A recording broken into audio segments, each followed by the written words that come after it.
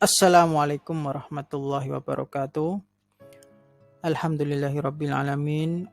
Wassalatu wassalamu ala asyrafil anbiya'i wal mursalin nabiyina wa habibina Muhammadin wa ala alihi washabihi ajma'in. Wa man tabi'ahum bi ihsanin ila yaumiddin amma ba'du. Para siswa-siswi semuanya yang dirahmati oleh Allah, puji syukur kita panjatkan kepada Allah yang telah memberikan kepada kita kesehatan dan kesempatan sehingga pada kali ini kita semua bisa berkumpul kembali dalam keadaan yang sehat dan tanpa kekurangan suatu apapun. Alhamdulillah. Kemudian sholawat dan salam semoga tetap tercurahkan kepada junjungan kita Nabi Muhammad Sallallahu Alaihi Wasallam, dan semoga kita termasuk umat beliau yang mendapat syafaatnya. Ya, untuk itu marilah kita bersama-sama melafalkan Allahumma sholli ala Sayyidina Muhammad wa ala alihi Sayyidina Muhammad.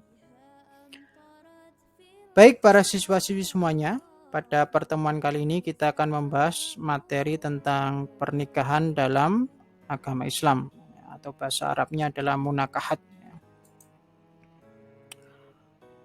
Pada materi kali ini, kompetensi dasar yang akan dicapai oleh siswa-siswi semuanya yaitu menganalisis dan mengevaluasi ketentuan pernikahan dalam Islam. Ya. Kemudian adapun untuk tujuan pembelajaran ada dua. Yang pertama adalah setelah memperhatikan video atau gambar, menelaah dan menggali informasi, peserta didik mampu menganalisis ketentuan pelaksanaan pernikahan dalam Islam secara mendalam. Yang kedua, setelah memperhatikan video atau gambar, menganalisis dan menggali informasi, peserta didik mampu mengevaluasi ketentuan pelaksanaan pernikahan dalam Islam dengan jelas. Baiklah, mari yang pertama kita awali dengan membahas pengertian dulu. Dalam istilah syariat, nikah berarti melakukan suatu akad atau perjanjian untuk mengikatkan diri antara laki-laki dan perempuan serta menghalalkan hubungan suami istri dengan dasar sukarela dan persetujuan bersama, demi terwujudnya keluarga rumah tangga bahagia yang diridhoi oleh Allah. Kemudian nikah termasuk perbuatan yang telah dicontohkan oleh Nabi Muhammad atau termasuk sunnah Rasul, ya, di mana dalam sebuah hadis disebutkan dari Anas bin Malik radhiyallahu anhu bahwasanya Nabi Muhammad sallallahu alaihi wasallam memuji Allah dan menyanjungnya, kemudian beliau bersabda, akan tetapi aku sholat, tidur, berpuasa, makan, menikahi wanita. Barang siapa yang tidak suka dengan perbuatanku, maka dia bukanlah dari golonganku. Hadis riwayat Bukhari dan Muslim. Sehingga dari hadis ini bisa kita ambil kesimpulan bahwa yang namanya menikah itu adalah perbuatan yang sangat dianjurkan oleh agama, sehingga menjadi suatu amalan ibadah, ya. Bahkan di sini ada semacam ancaman, ya, barang siapa yang dengan sengaja meniatkan dirinya tidak mau menikah, ya, seumur hidup, maka dia bukan termasuk golongan dari Nabi Muhammad, ya. Naudzubillah min dzalik.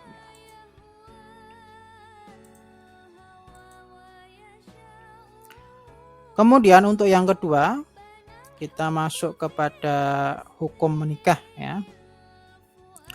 Di mana pernikahan adalah suatu perbuatan yang diperintahkan oleh Allah dan Rasulullah, ya. Banyak sekali ayat-ayat dan hadis-hadis yang menerangkan tentang anjuran untuk menikah, ya. Di antaranya adalah Quran surat An-Nur ayat 32. A'udzubillahi minasyaitonirrajim. Bismillahirrahmanirrahim. Wa ankihul ayama minkum wassolihina min ibadikum wa imaikum. Dan nikahkanlah orang-orang yang masih membujang di antara kamu dan juga orang-orang yang layak menikah dari hamba-hamba sayamu yang laki-laki dan perempuan. Iyakunu fuqara'a yughnihimullahu min fadlih. Jika mereka miskin, Allah akan memberi kemampuan kepada mereka dengan karunia-Nya. Wallahu wasi'un alim, dan Allah Maha luas pemberiannya, Maha mengetahui. Ya. Begitu banyak pula seruan Nabi Muhammad kepada umatnya untuk melakukan pernikahan. Di antaranya adalah hadis riwayat Ibnu Hibban, ya, dari Anas bin Malik radhiyallahu anhu, ya. Anas bin Malik qala kana Rasulullah sallallahu alaihi wasallam ya'muru bil ba'ati wa yanha 'anit tabattuli nahyan syadidan. Dari Anas bin Malik radhiyallahu anhu berkata, Rasulullah sallallahu alaihi wasallam memerintahkan untuk menikah dan melarang keras untuk membujang. Wa yaqulu tazawwaju alwatuta alwaluta fa inni mukathirul anbiya'i yaumal qiyamah. Kemudian beliau bersabda, nikahilah wanita yang sangat penyayang dan yang mudah beranak banyak, karena aku akan berbangga dengan kalian di hadapan para nabi pada hari kiamat. Ini hadis riwayat Ibnu Hibban. Jadi begitu banyaknya suruhan Allah dan Nabi untuk melaksanakan pernikahan, maka pernikahan itu adalah perbuatan yang lebih disenangi Allah dan Nabi Muhammad untuk dilakukan. Ya. Jadi atas dasar ini hukum pernikahan menurut asalnya adalah sunnah. Bahkan juga menurut pandangan jumhur ulama. Hal ini berlaku secara umum. Ya. Jadi secara umum hukum menikah itu adalah sunnah. Ya. Namun karena ada tujuan mulia yang hendak dicapai pada pernikahan, ya, dan yang melakukan pernikahan itu berbeda-beda pula kondisinya serta situasinya, sehingga jumhur ulama menyatakan bahwa pernikahan itu bisa berbeda-beda, ya, sesuai dengan kondisi orang tersebut atau kesiapan dari orang tersebut. Yang pertama, hukum menikah itu menjadi sunnah, yaitu bagi orang yang ingin menikah, mampu menikah, dan mampu pula mengendalikan diri dari perzinaan walaupun tidak segera menikah.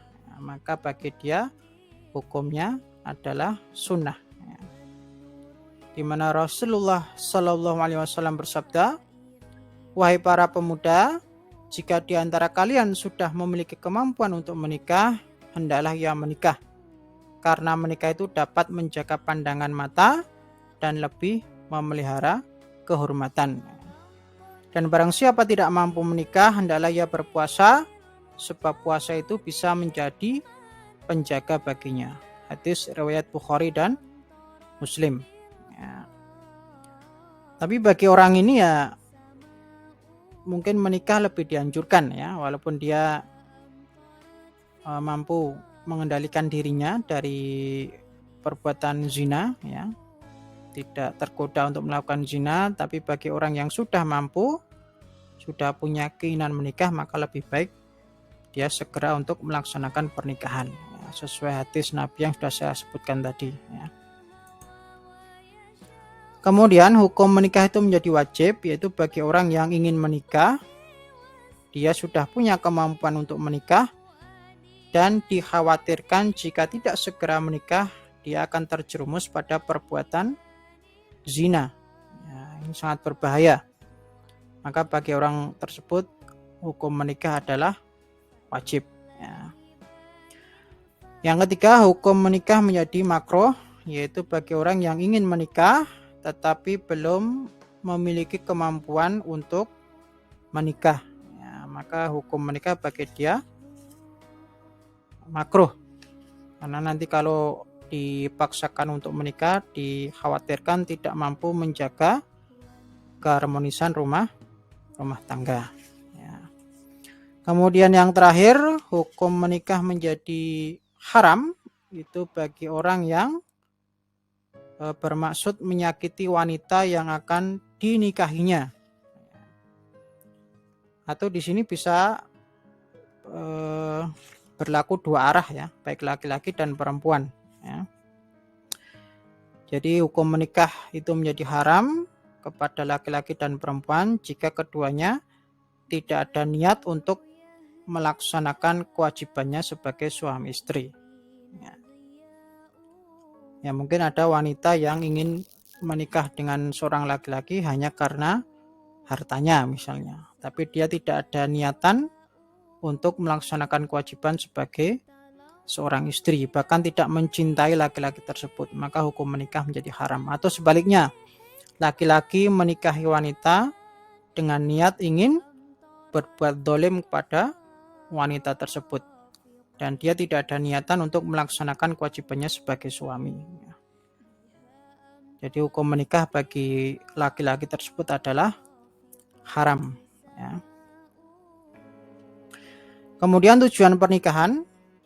Secara umum tujuan pernikahan menurut Islam adalah untuk memenuhi hajat manusia, baik pria terhadap wanita atau sebaliknya, dalam rangka mewujudkan rumah tangga yang bahagia sesuai dengan ketentuan-ketentuan agama Islam. Adapun secara terperinci, tujuan pernikahan dapat dikemukakan sebagai berikut. Yang pertama adalah untuk memperoleh rasa cinta dan kasih sayang.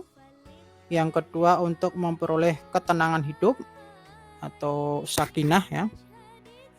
Yang ketiga untuk memenuhi kebutuhan seksual secara sah dan diridhoi oleh Allah. Yang keempat untuk memperoleh keturunan yang sah dalam masyarakat. Dan yang kelima untuk mewujudkan keluarga yang bahagia di dunia dan akhirat ya. Adapun rukun dan syarat pernikahan. Rukun dan syarat itu adalah menentukan suatu hukum, terutama menyangkut dengan sah atau tidaknya sesuatu. Yang dimaksud dengan perkawinan di sini adalah keseluruhan yang secara langsung berkaitan dengan perkawinan dengan segala urusannya, bukan hanya sekedar akad itu sendiri. Dengan begitu, rukun dan syarat pernikahan itu adalah segala sesuatu yang harus terwujud dalam suatu pernikahan, baik menyangkut unsur dalamnya maupun unsur luarnya. Dengan begitu bisa kita perjelas lagi bahwa dalam pernikahan itu ada rukun dan syarat yang harus dipenuhi. Rukun pernikahan adalah yang pertama ada laki-laki dan mempelai laki-laki dan mempelai perempuan. Ya, jelas ya, karena pernikahan ya pasti harus ada calon suami dan calon istrinya. Ya. Di mana dalam agama Islam hanya mengakui pernikahan antara laki-laki dan perempuan dan tidak boleh selain dari yang itu, atau pernikahan sesama jenis ya. Karena dalam Al-Quran dan dalam hadis yang disebutkan adalah pernikahan antara laki-laki dan perempuan. Selebihnya itu berarti sesuatu yang batil ya, di mana ada seorang laki-laki melakukan pernikahan dengan laki-laki dan seorang perempuan melakukan pernikahan dengan perempuan, maka itu dalam agama adalah perbuatan dosa besar ya, atau perbuatan yang melampaui batas ya. Kemudian yang kedua, adanya akad pernikahan ya. Jadi akad pernikahan adalah perjanjian yang berlangsung antara dua pihak yang berakad dalam bentuk ijab dan qabul. Jadi ijab ini adalah penyerahan dari pihak pertama, sedangkan qabul adalah penerimaan dari pihak kedua. Atau misalnya ijab ya, wali si perempuan mengatakan, saya nikahkan anak saya yang bernama si A kepadamu, si B, dengan mahar sebuah kitab Al-Quran. Nah, itu perkataan ijab. Ya, kemudian langsung dijawab dengan qabul. Saya terima nikahnya. Saya terima untuk menikahi anak bapak yang bernama si A dengan mas kawin sebuah kitab Al-Quran. Nah, begitu. Itu adalah salah satu contoh dari kalimat ijab qabul. Jadi antara ijab dan qabul kalimatnya harus sama. Itu apa? Penyebutan nama perempuan yang akan dinikahi atau akan dinikahkan, dan kemudian penyebutan mahar atau mas kawin ya, itu harus sama. Kalau tidak sama maka ijab qabulnya tidak sah atau harus diulangi lagi. Kemudian yang ketiga, yaitu adanya wali dalam pernikahan. Ya. Yang dimaksud dengan wali dalam pernikahan adalah seseorang yang bertindak atas nama mempelai perempuan dalam suatu akad pernikahan. Ya. Di mana akad nikah itu dilakukan oleh dua pihak, yaitu pihak laki-laki yang dilakukan oleh mempelai laki-laki itu sendiri, dan pihak perempuan yang dilakukan oleh walinya. Ya, jadi dalam agama Islam seorang wanita tidak boleh menikahkan dirinya sendiri, sehingga harus ada wali nikah. Ya. Keberadaan seorang wali dalam akad nikah itu suatu yang mesti dan tidak sah jika perkawinan tidak ada wali. Ini adalah pendapat jumhur ulama. Kemudian yang berikutnya adalah adanya dua orang saksi dalam pernikahan. Kemudian yang berikutnya adalah mahar. Ya. Itu adalah rukun-rukun dari pernikahan. Sehingga dari pembahasan tersebut bisa kita ambil kesimpulan bahwa rukun pernikahan itu ada 4 ya. Yang pertama ada akad atau ijab kabul. Yang kedua ada mempelai laki-laki dan mempelai perempuan. Yang ketiga ada wali dari pihak perempuan. Dan yang keempat ada saksi pernikahan. Sedangkan menurut jumhur ulama, mahar bukan termasuk dalam rukun pernikahan, tetapi menjadi syarat wajib yang tetap harus ada dalam sebuah pernikahan. Karena dalam ijab kabul itu pasti ada penyebutan mahar atau mas kawin. Ya, meskipun tidak masuk rukun, maka tetap menjadi syarat wajib yang harus ada. Ya. Oke, sekarang kita masuk pada tugas diskusi. Jadi diskusi kalian hari ini adalah menganalisis secara mendalam tentang rukun pernikahan dalam Islam, yaitu meliputi syarat-syarat apa saja yang harus dipenuhi dalam rukun pernikahan ya. Dengan ketentuan kelompok 1 menganalisis syarat akad, kelompok 2 menganalisis syarat mempelai laki-laki dan perempuan, kelompok 3 menganalisis syarat wali dalam pernikahan sebagai perwakilan dari pihak perempuan, kemudian kelompok 4 menganalisis syarat dari saksi pernikahan. Silakan dibentuk kelompok, kemudian silakan dianalisis dan nanti dievaluasi antara keempat tadi ya. Setelah itu nanti bisa dipresentasikan ya. Assalamualaikum warahmatullahi wabarakatuh.